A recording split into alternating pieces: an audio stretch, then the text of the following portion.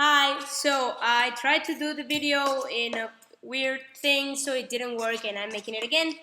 Luckily, I didn't lose my cheat sheet.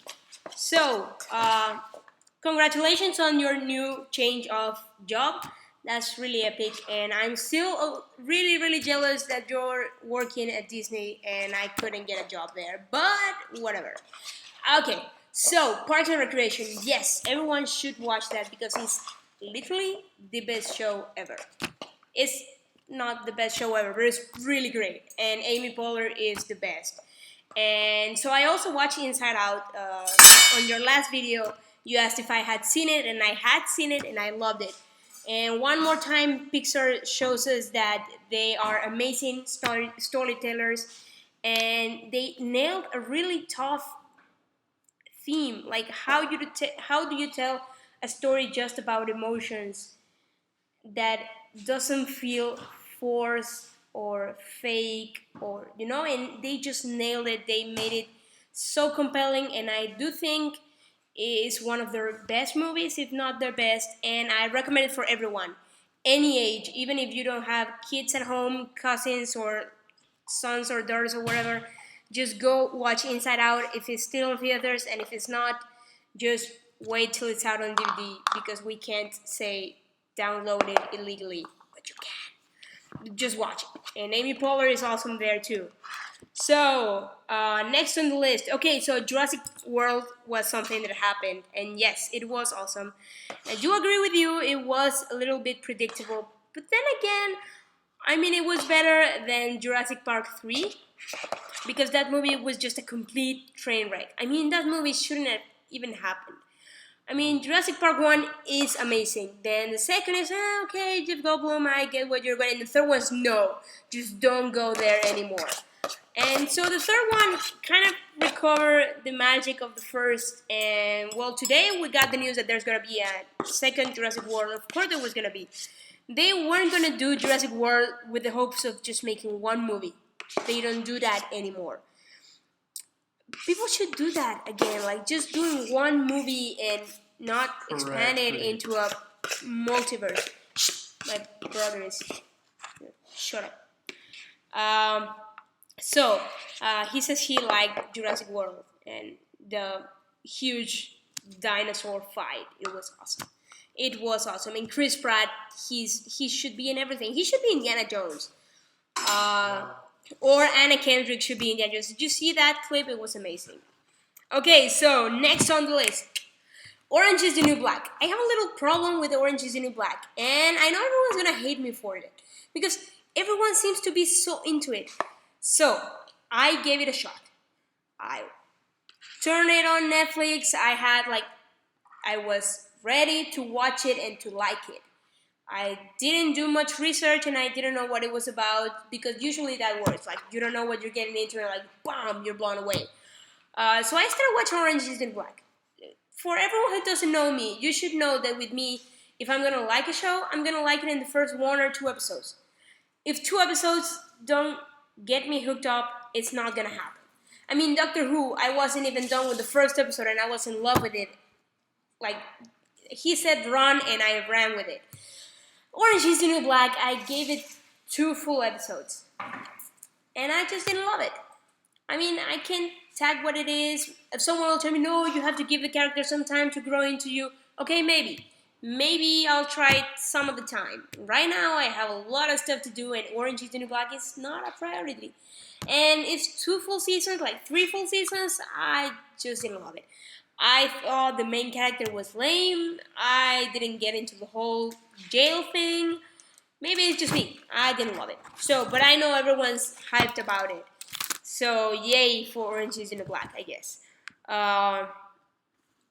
Okay, so Ant-Man. I saw Ant-Man this week, and I know you saw it, and I read the George Martin review. I love the movie. It's really different from the other Marvel films.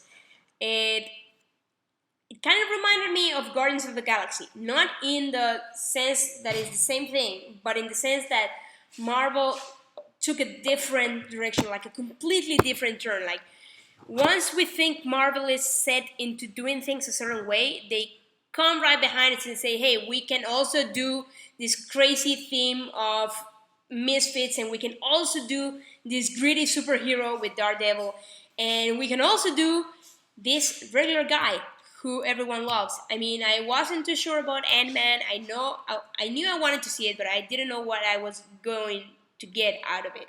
And I think is probably one of the best stories Marvel has told. The script is solid, the story is good, the characters are compelling.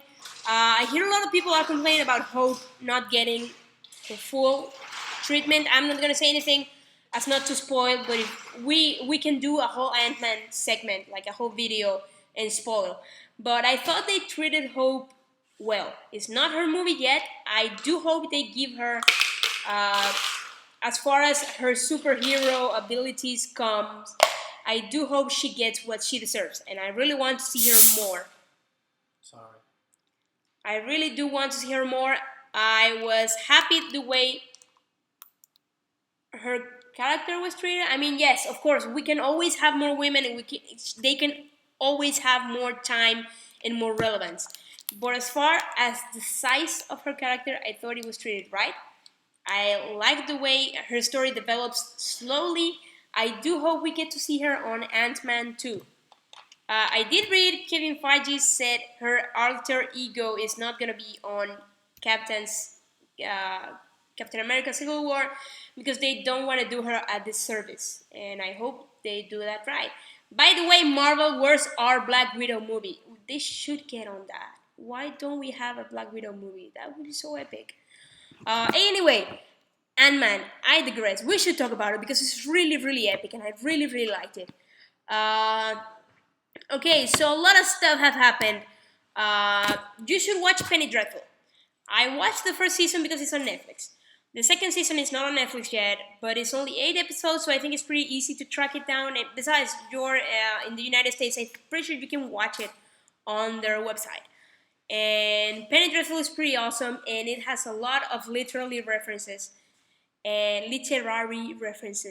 which I think you'll get much better than I. And I love the little references to books and authors and stuff, and I think it's a great show.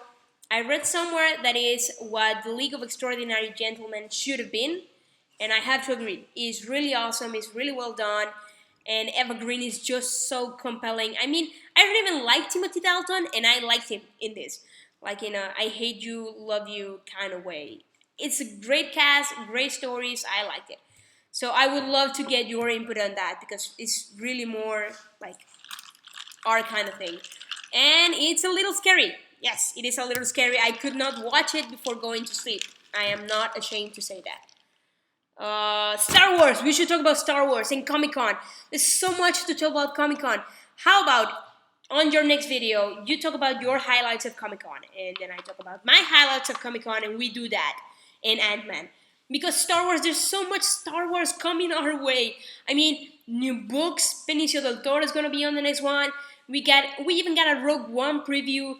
We got a new trailer coming in September, October.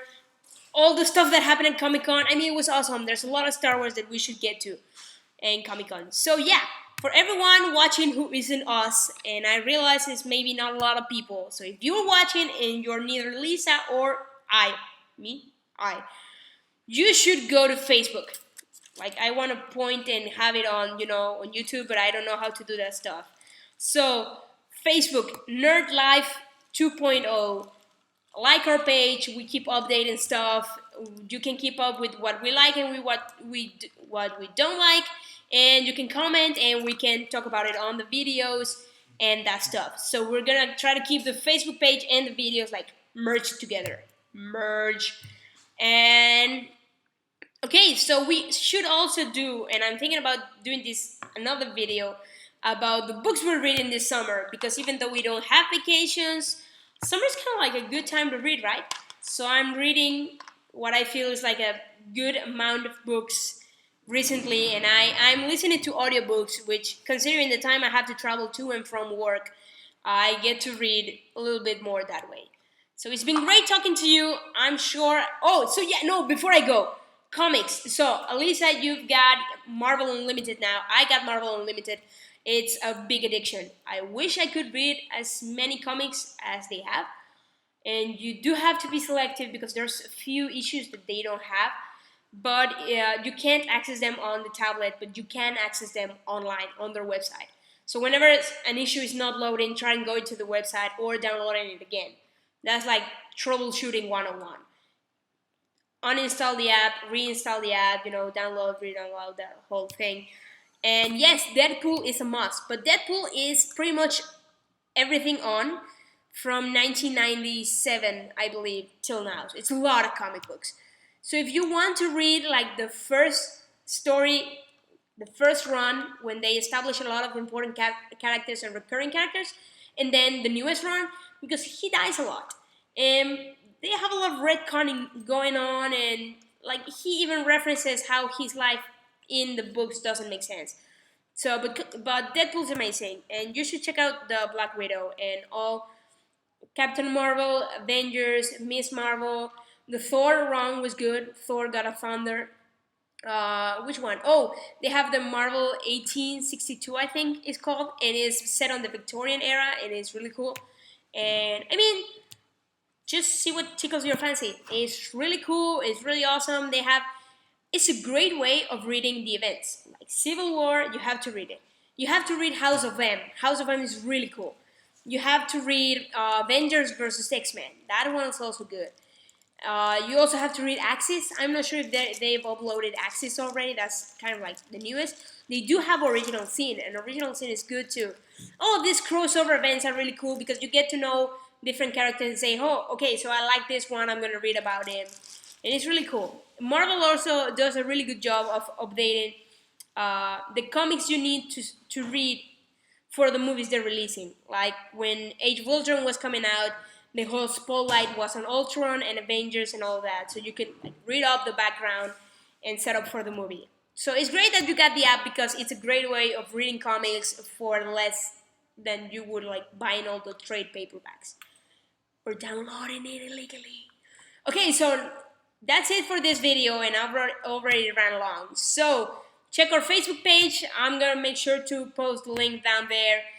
Watch us, like us, and everything else. Bye.